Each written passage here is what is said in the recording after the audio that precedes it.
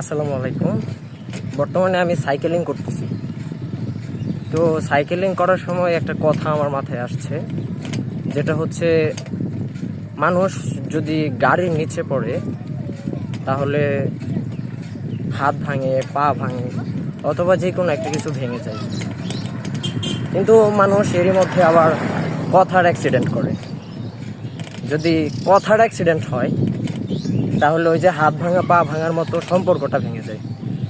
তো আমরা যাই করি না কেন, আমাদের সবসময় কথা বলতে হবে ভেবে চিনতে। তারপর আমরা অনেক সময় অনেক কথা বলে ফেলি, যেগুলা কখনো ভাবি না যে আসলে কথাটা এরকমভাবে বলতে চাইছিলাম বা এরকমভাবে বলতে চাচ্ছি।